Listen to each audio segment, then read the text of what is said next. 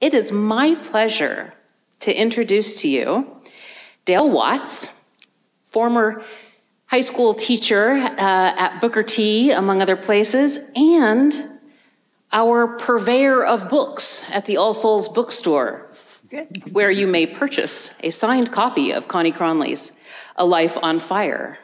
Take it away, Dale. Thank you. I'm here to introduce Connie Cronley, and of course she's a Tulsa writer, and she has published 3 books of essays and co-authored a memoir with the late Edward Perkins, a career Foreign Service officer. Her newest book, of course, is A Life on Fire, Oklahoma's Kate Barnard. She's also a regular columnist for Tulsa People magazine and for Life Senior Services Vintage News magazine, a regular book reviewer on KOTV's Noon News, and a commentator on Tulsa Public Radio. She's also was the executive director of Tulsa Ballet Theater and Iron Gate Soup Kitchen. So, Connie, welcome aboard here. Thank you for having me. Thank you, All Souls, for inviting me. I just want to ask, I'm looking through and, of course, reading the book, asking about how long it took you and basically what prompted you to select Kate Barnard for this book. Well, I love the title of this book, A Life on Fire, because that was her life. She was a fiery politician and social reformer. And I think she is the most important woman in state history. And the question is, why have we never heard of her? And that's one of the things this book answers, why we don't know of her. If we do know of her, we hear that she was the first woman elected to state office in Oklahoma. Before women could vote, that was in 1907, that was 15 years before women could vote. She couldn't even vote for herself. And that she was elected as the Commissioner of Charities and Corrections. And all of that's true. But that is a noun. That's what she was. And I think the important thing about her life is a verb, what she did. She devoted her life to social justice and political activism through her elective office. She campaigned and got laws written in Oklahoma for child education, compulsory education, against child labor, for criminal justice reform, most especially the juvenile court, one of the most important laws of our land. She worked for compassionate mental health care, and she was teaching the superintendents of those 2 state hospitals. So it's an old-fashioned notion that mental illness is caused by possession of the devils. That was a prevailing thought, and they would be beaten. And for compassionate, reformative care of prisons, jails and prisons. She said they should be reformed, not just punished. So those are the things she campaigned for and worked to establish in this state. Those are very important foundational elements. And she helped get most of those into the constitutions, the Constitutional Convention. And when the Constitution was passed and Oklahoma became a state, more news people, and it was all print then, gathered in Guthrie for this election of the Constitution. And the British ambassador said, this is a greater Constitution than the Constitution of the United States. And the national media said, the eyes of the nation are on this baby state because it has been established on such progressive foundations. So we might ask ourselves, what happened? I'm sure she did at the point. So you ask how I got involved in this. 1,000 years ago, when I was working at the University of Tulsa, Dr. Angie DeBow came to speak. Guy Logston brought her. And I was sitting at the very back of an auditorium when she spoke. This tiny woman with a fluff of white hair could barely see over the podium. And she spoke with such power and integrity about writing history and the importance of being accurate and the dedication to the craft. And I don't even remember what else she said, but I was the last one to leave. I was so taken with with the power of what she was doing with her career. And I wrote her a fan letter. She lived in Marshall, and we began corresponding, and she invited me over, and we became friends for the rest of her life, the last 20 years. I was about 35, and she was 85, and she was my mentor. But mostly we talked about writing, her great Oklahoma history books and Native American histories, and the most important one, And Still the Waters Run. And when she was talking about that book, she talked about doing some research on Kate Barnard. I've never heard of Kate Barnard. And she said, I wish you would write her biography. And in the folly of youth, I said, okay, I will. And she said, the way to start is to track my footnotes in And Still the Waters Run, which is easier said than done. But I started doing that research. And I'm so glad I started back then, because I went to places that she had been. I went to the Oklahoma City, to the Department of Libraries and Western History Collection. I went to Washington, D.C., to the National Archives. I went, when I started, some of the people who knew Kate were still alive. That's what's so lucky that I started it then. This was 50 years ago. So I met the son of her important assistant. I met the daughter of her important lawyer, investigator, who happened to live in Tulsa and go to my church, Trinity Church, and who was married to John Gold, who was an editor of the Tulsa World. I had correspondence with a reporter in Oklahoma City who was on duty the night that Kate died in 1930. So if we start research today, I would have missed those opportunities. And there was Dr. DeBow guiding me, go here, go read that, go do that. But then life got in the way. I started writing it. I had all of these bankers' boxes of notes, 9 bankers' boxes of notes, and put them away. And then after I retired from Iron Gate about 5 or 6 years ago, I pulled them out and said, now's the time to finish writing the book.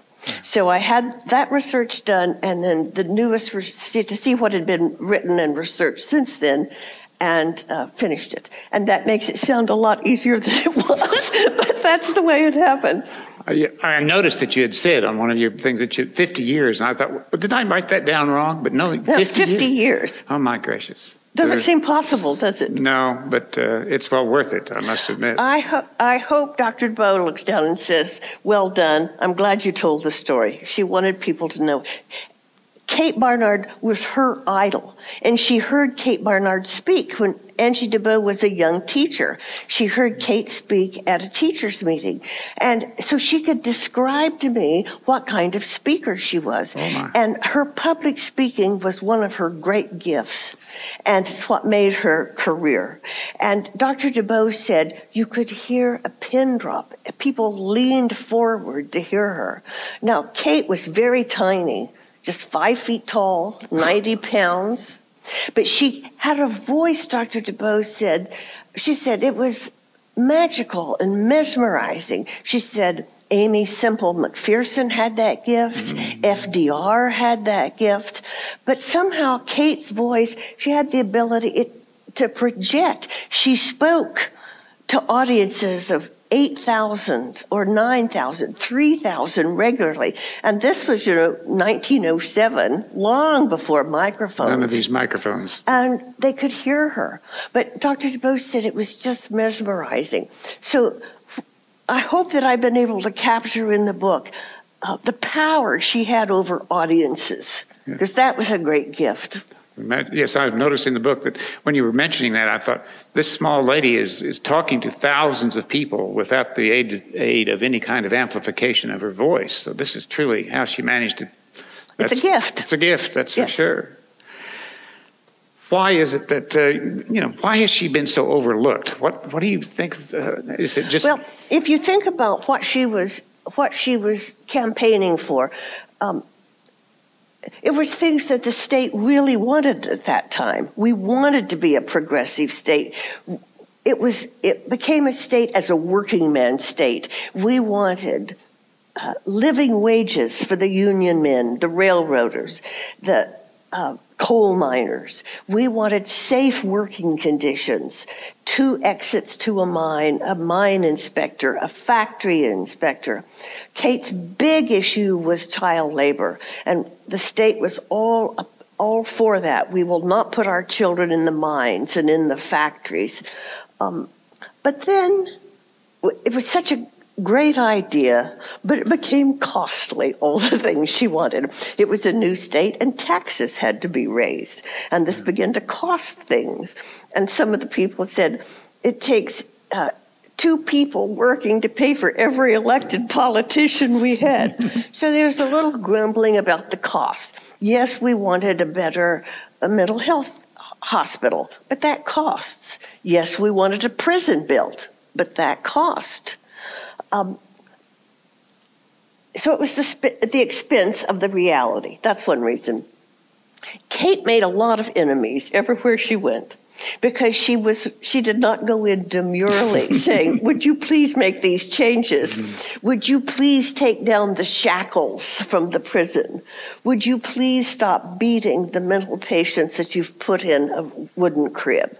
She would go in lambasting. This will be done, and that will be done, and I will be back in 30 days. So she didn't make a lot of friends. That was the second reason. She was an aggressive, outspoken woman. But the third reason, the big reason we don't know about her, is that in 1910, she was asked by our U.S. Senator and by the Indian district agents in Oklahoma to come to the aid of Indian orphans, mostly in orphanages, who were there wealthy. They had estates worth millions of dollars. And because they were orphans, they had to have a legal guardian. The guardian was appointed by the county judge. And this was open market on graft. And all of their estates were being stolen and squandered, and they were left poverty-stricken. So Kate had the only office with the legal power to come to their defense and reclaim their estates for them. She threw the power of her office into that. And you talk about making enemies, because there was vast conspiracy. And that's what did her in. Mm-hmm. In the book, I was amazed when we got to those parts, because, as I said, we've been made aware of some of this sort of thing with the Killers of the Flower Moon and the creation of the FBI to solve the Osage murders. But, you know, with her, it's like, okay, this started long before that ever made national news. Yes, it was all over this. She investigated cases all over this part of the country, which is the old Indian territory. But she also sent her investigator into Osage Nation long before Killers of the Flower Moon, that period was set, long before the FBI was there. And he reported, this is a terrible situation here. So Kate had to deal with men and women who felt she didn't know her place, I think. She did not know her place. Gloriously, she did not know her place. My reaction to all this was, we haven't seemed to progress much in how society deals with powerful women. And how did she deal with that had to affect her in some way, as she was running up against these people all the time. It had to weigh on her. But she had such a strong sense of mission that she was going to do this and meant to do this, and she wasn't doing it for herself. Her biggest concern was for the children. And she said once later in her life, everything she did was for the child. Working wages so the family was stable. Education so the child could be education. Child labor law so that we don't put the children down in the mines and in the factories. She was very concerned about the child of the poor and said, what can we do about these children to prepare them, to help them make their way in this world? So laws to protect them.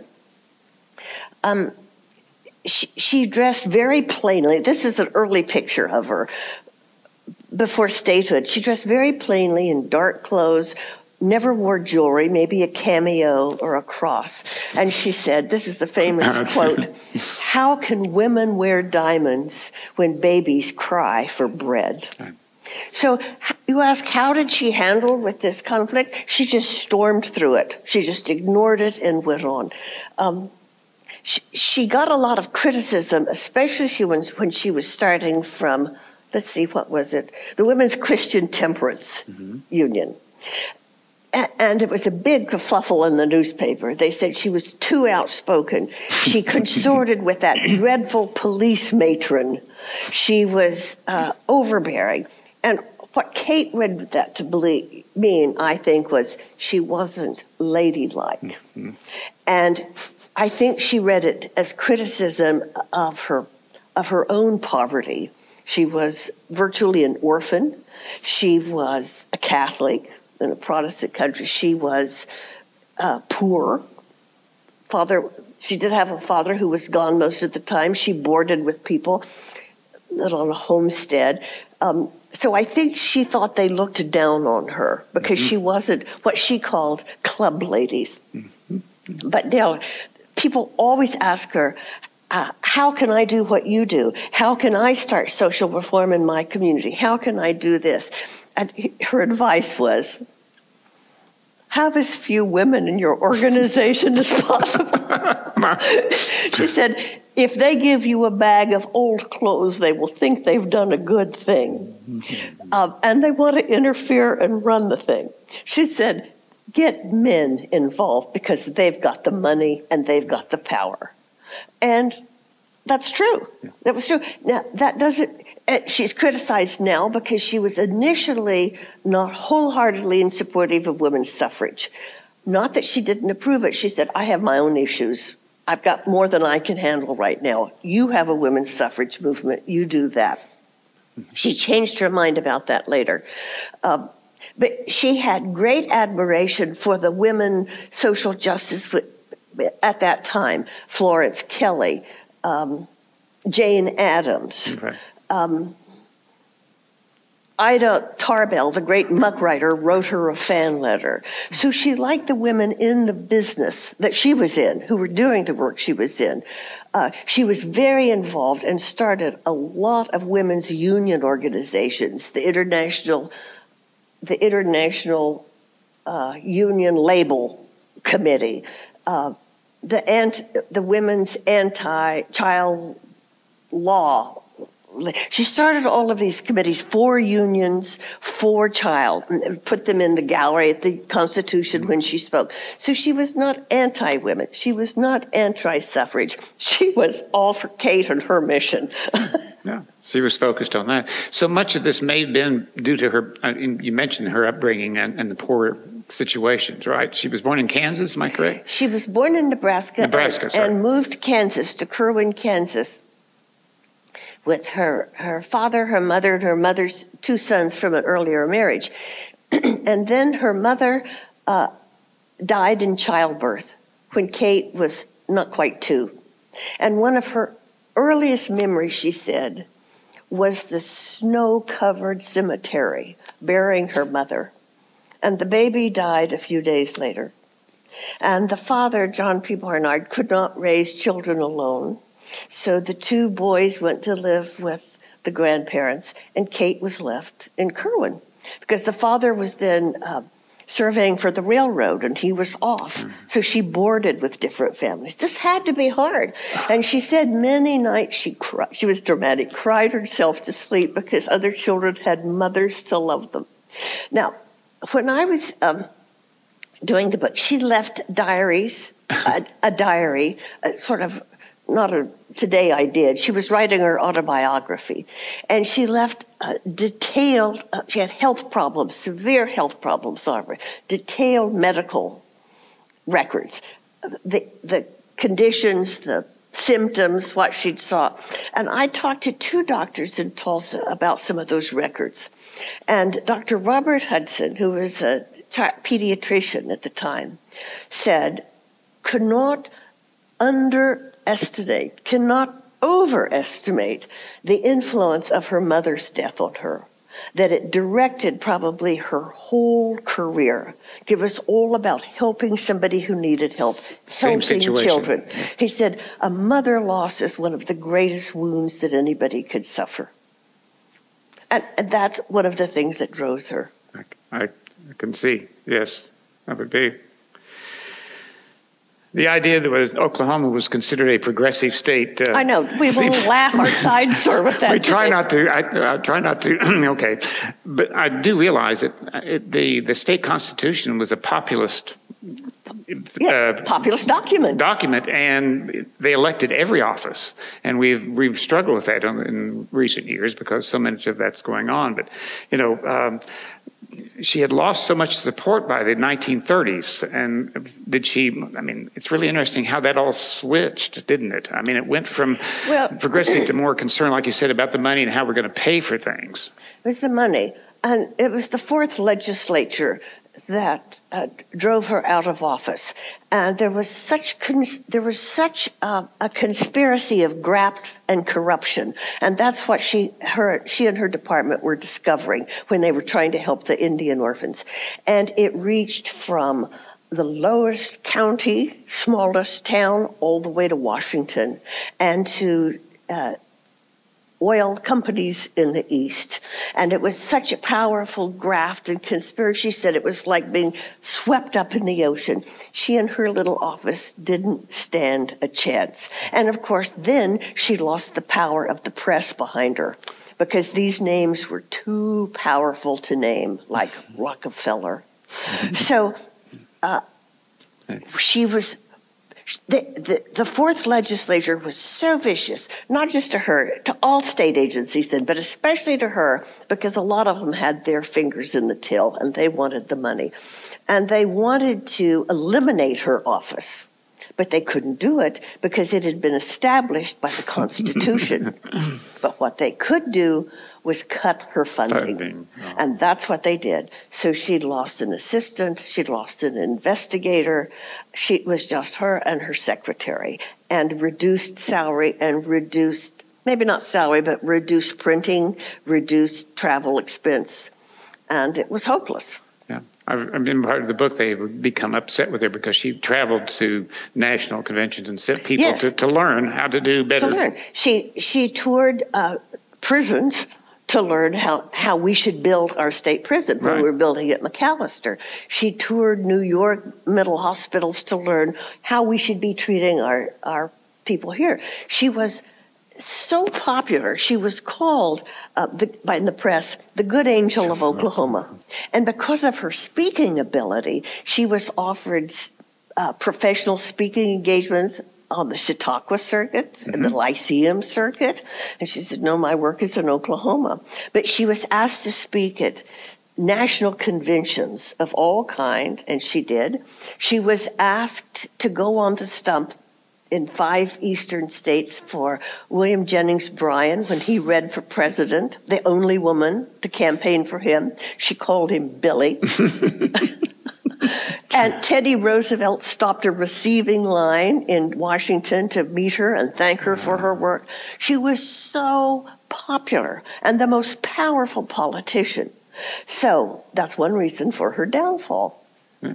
One of the people she worked with was Judge Lindsay in Denver, and he was the father of juvenile court. He created that, and he came to Oklahoma. She brought all these experts in over and over to help write the laws, to help lobby for them, to push them through. And he said that he saw the power she had, the influence she was making. And he said, I knew then she was a marked woman. She was standing between the grafters and the money, and she had to go. And she had bad health, and ruining her career and her department broke her heart. And she lived many years as a recluse, very sick, died alone in a hotel in Oklahoma City, but she was vowing to regain her health and run for U.S. Senate. So she was a fighter to the end. Well, that all had to wear down on her. I see that in the book where you're talking about the fact that, just this constant struggle and stress to just maintain that office. And in campaigning, yes. Always out in horse and buggy and cars and trolleys and rain, speaking on the street corners and in hotels. I mean, just the stress and the the hard work. It was just hard work and constant pressure. No, we're not changing. No, we're going to beat the prisoners. No, we're going. One of the things her job, as mandated by the Constitution, was to inspect every charitable jail, hospital, school in the state. 320 of them. I mean, that's a big job. With one assistant, right, or something, I think. Started with one secretary and one assistant. And she wouldn't just go in and look around. She would tear the place apart. She would taste the food. She would check the mattresses. She was always worried that the people were cold. And I think that circles back to that image of the child, of being a child and seeing her mother buried in that snow-covered grave. So she insisted. The jails and the city and county jails were so awful, they were medieval. She found a hog in the jail with some people. It would be a tiny room, half the size of this, jammed with prisoners so tight they couldn't lie down. Or if they had bedding, it was a mattress on the floor. In the mental hospitals, bedding might be a straw mattress that was wet from the rain. And the patients put to bed because they would soil themselves naked. I mean, these were the conditions. So the emotional stress on her was overpowering too. Not just the physical work, the emotional stress. One of her most important accomplishments was getting the juvenile court so that children were not incarcerated with adults. And when she started, there were 10-year-old children or 8-year-old children in jail with convicted felons and adults. And she talked once about reaching through the bars and patting a little 10-year-old boy on the chin and said, "What are you in here for, Sonny?" And he just burst into tears. Can imagine. So the conditions, and I think of it as ancient history, but she was my grandfather's age. It wasn't that long ago. And we do have a question from the audience. Okay. Wondering what was her position on Jim Crow laws, the first laws passed in the Oklahoma legislation. Do you have any information about that? And Dale, if you could repeat the question. Okay. We have a question about the Jim Crow laws and how that was she aware of any of that or trying to deal with any of that sort of thing? The Jim Crow laws, thanks to Alfalfa Bill Murray, were some of the first passed by the Constitution, in the Constitution. She and Murray clashed ferociously. She did not take a stand on it, although she said publicly, she said, she was very liberal. She said, "I personally would like to see all people of any color, black, white, yellow, red, to live together. But I know I am far advanced, and most of my state people do not agree with me." And boy, was that an understatement. They did not. Yeah. She was such an easy target for them, wasn't she? Yes. She didn't realize it, I don't think, but she was setting herself up. The Jim Crow laws was one of the problems she had with laws for children. So she would go in and realize in an inspection that they were not honoring the laws for child justice. They were still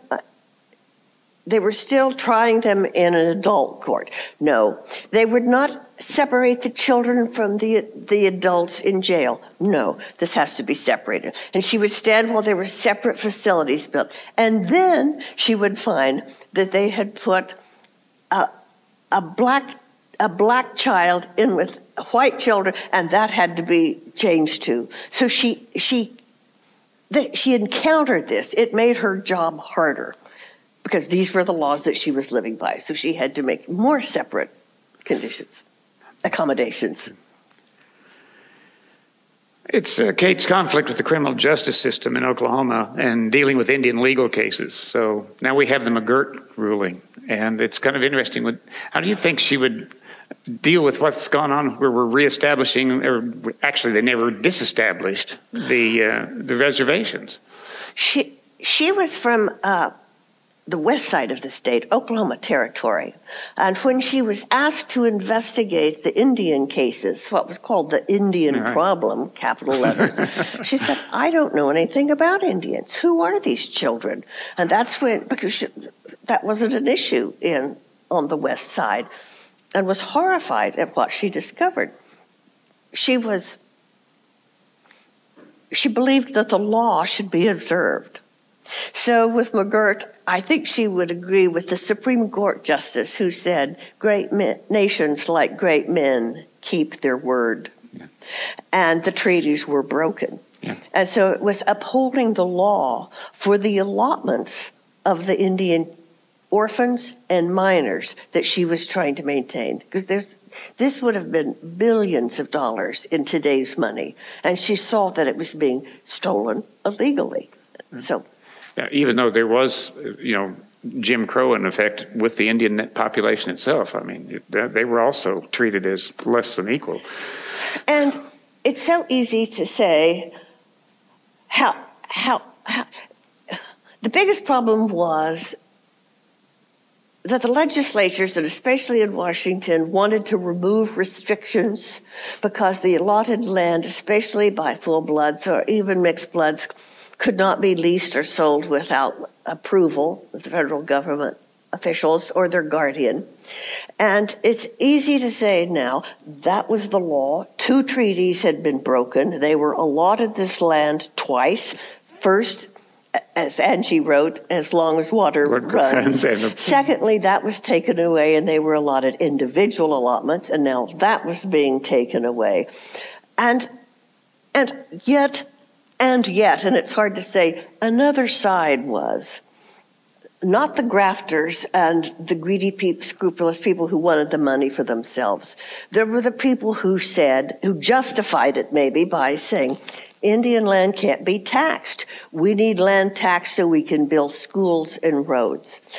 There were those who said, full bloods do not care about land ownership. They are doing nothing with their homesteads. We will improve it. We will bring progress. Now, isn't this something we hear all the time? It's for the good of the whole. It's for progress. Yes. But the same thing could be said about the same argument can be said about child labor.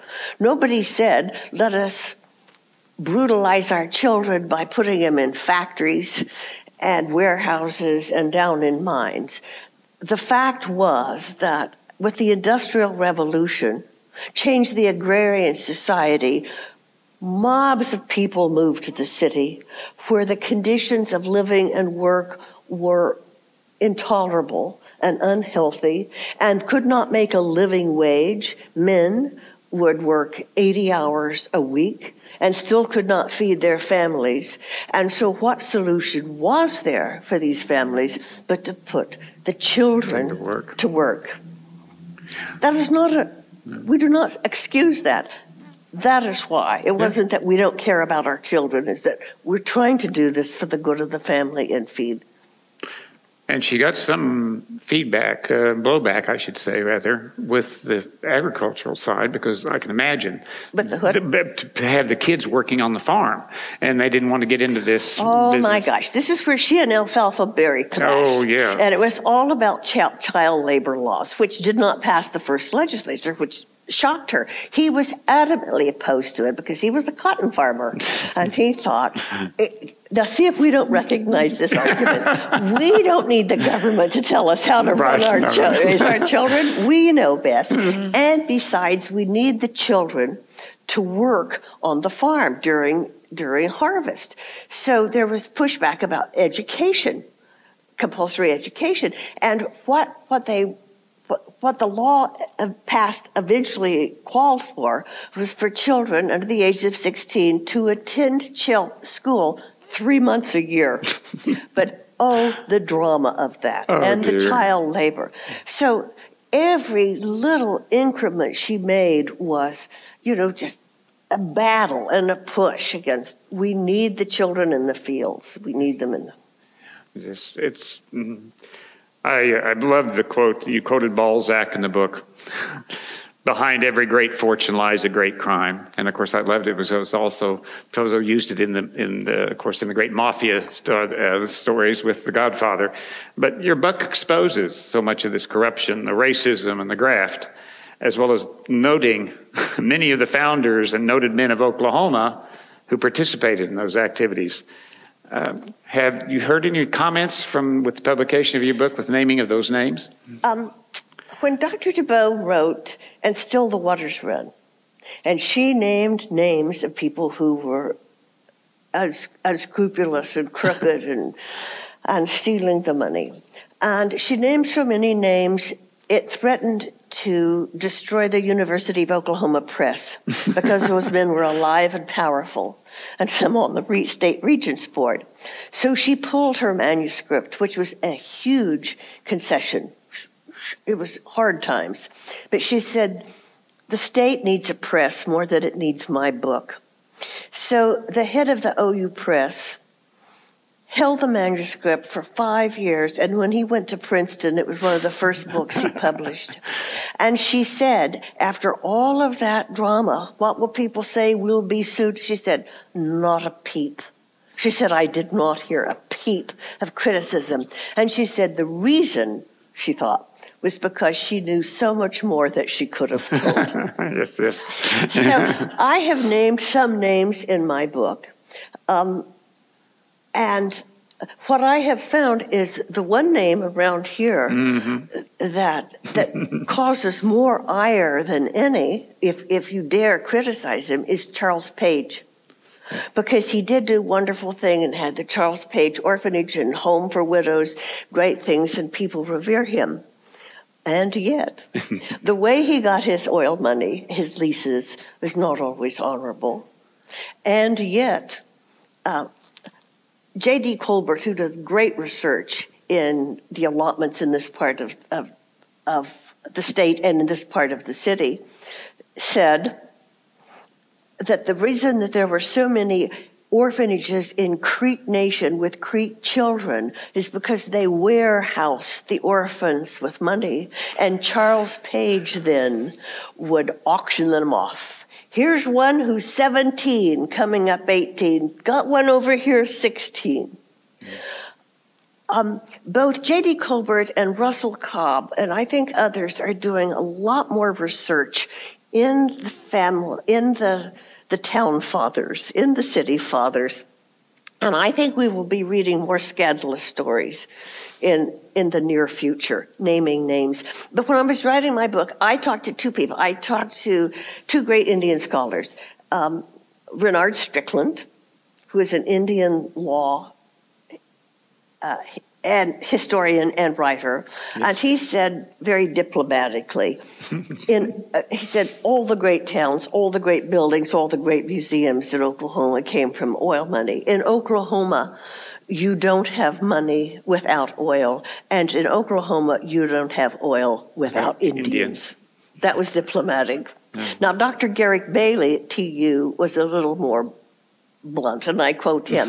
He said, what was going on in Osage County, he's an Osage scholar, he said, all of the oilmen knew what was going on and looked the other way or participated. It's, yeah. We are standing on stolen land. Yes. And that's the truth of the fact. And how much we want to acknowledge that, or do we? But this is an era where we're doing the Me Too movement. We're trying to, if not change history, really look at history and say, what can we learn? What can we do differently? What was done wrong? Yeah. And name names. Yeah. I don't know what we're going to do about Mount Rushmore. Well, I mean, it ties into all of this, as I said, as a former teacher, this idea of you don't want me to teach things because it might upset some youngster. I said, that's the point. How can you not? You have to teach the history. And yeah, we did some terrible things, but let's own up to it and move on. Because we did some good things. And we did a lot of good things, too. And terrible things. Yes. And two things can be true at the same time. Yes, that's so true. I think they call that cognitive dissonance, where you can't do that. Angie DeBow's book on Oklahoma history was used by so many school systems. So were Kate's contributions, I haven't read any of that. Did she include a lot of Kate's stuff in some books, you think, of her material? I haven't read the books, the DeBow books that they use in schools. I think those are more like History of the Indians of the United States and History of the Indian Tribes. Okay. But when I saw her speak at TU, there were several busloads of Native American children that were brought to hear her. And they stood in the aisles to greet her, and she stood to greet each and every one. And they just loved her. So whatever she had written about their heritage, they loved. Well, question.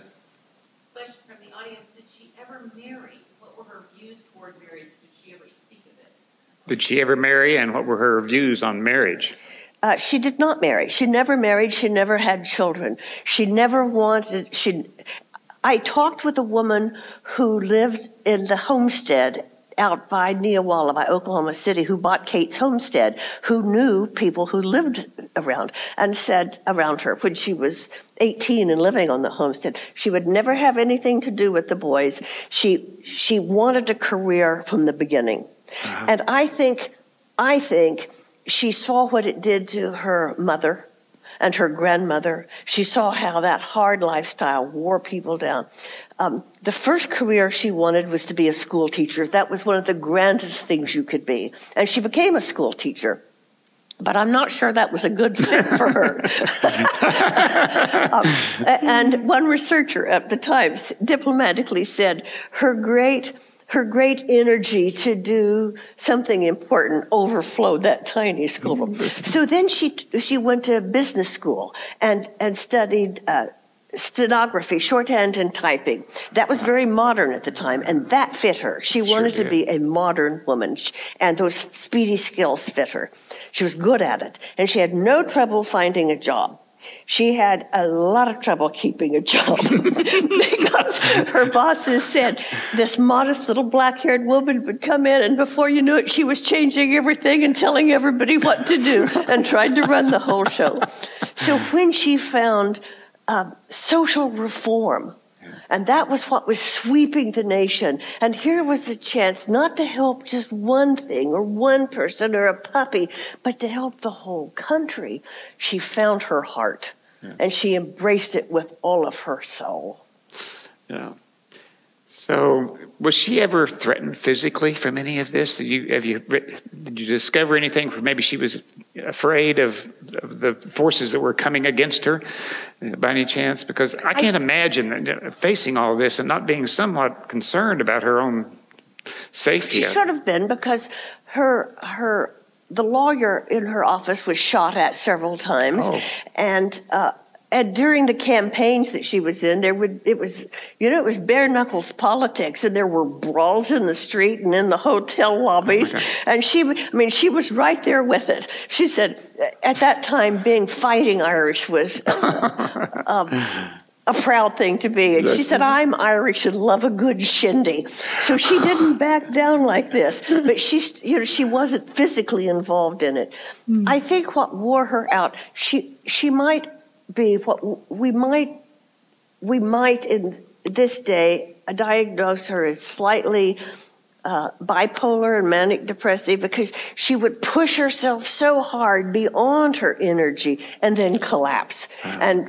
And she had underlying health problems and would have to go to bed for a day or a week or a month, and then off to retreats hospitals for weeks and months. I noticed that, yeah. She would do so it wore her down.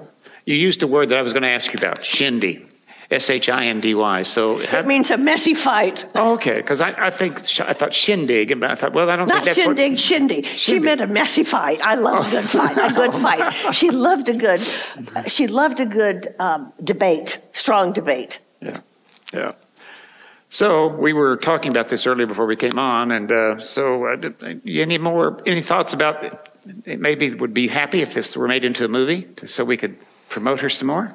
People who read the book say, when is the movie coming out? Because her life is so colorful. To start from orphan and to do what she did, to campaign, to speak to thousands, to meet the president, to help when she investigated Lansing Prison in Kansas, because that's where the state prisoners were being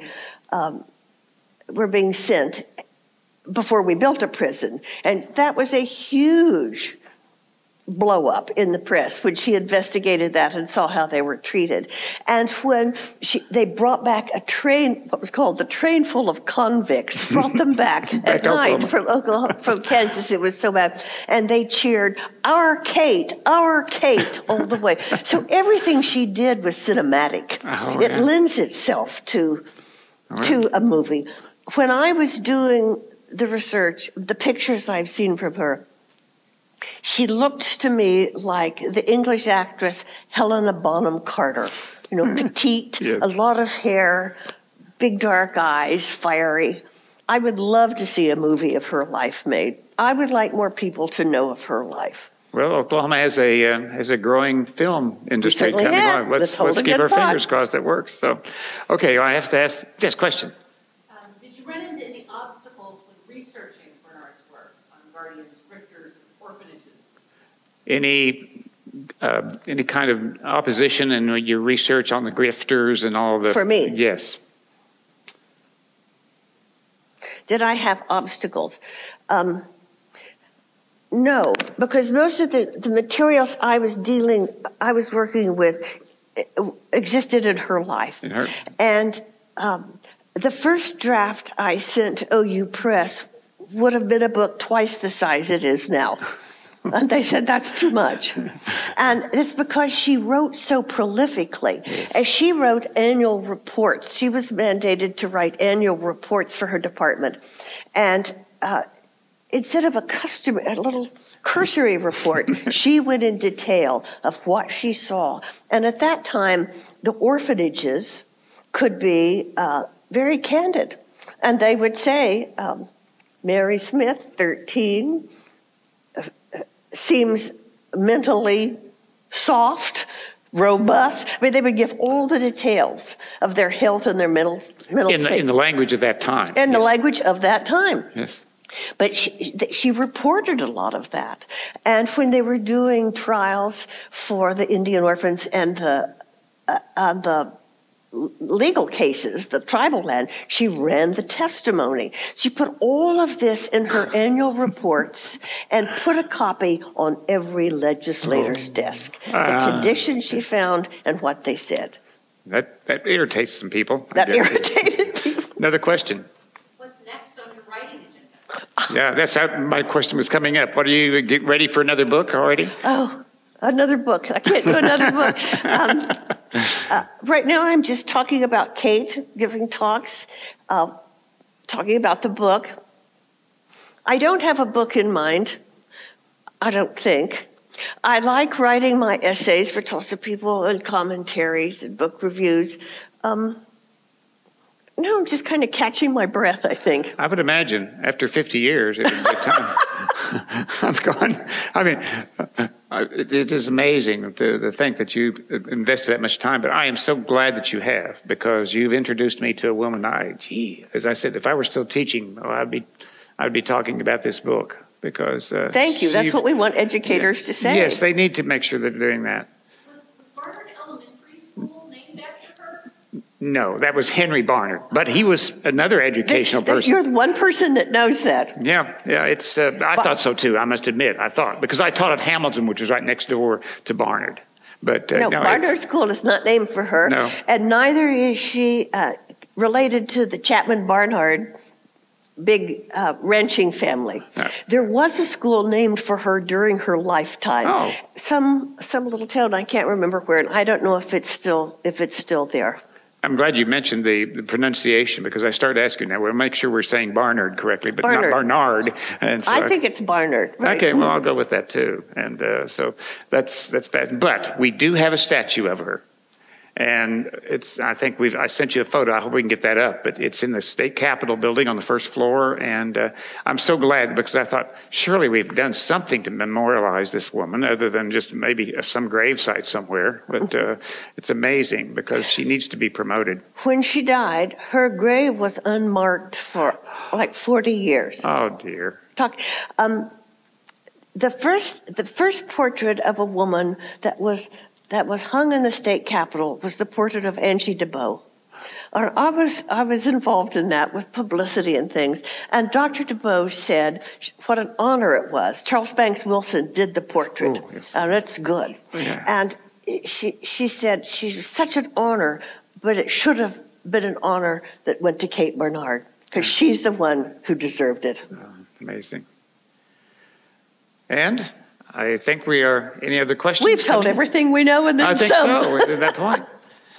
If there's nothing more from Shannon, Connie, it's been wonderful. I'm so glad to meet you, and it's been wonderful reading your book. Thank you. You've done such a good job. You did your homework, Well, sir. I try to. And as I said, I hope that you guys all go out and buy the book. It's on sale, I know, in many places, and we will have them here. I'm hoping maybe I can get you to sign some of those. I signed them, yes. Oh, they're already signed, so put that away, and we'll see you maybe at the bookstore sometime. Thank you. Thank you. Thank you, All Souls.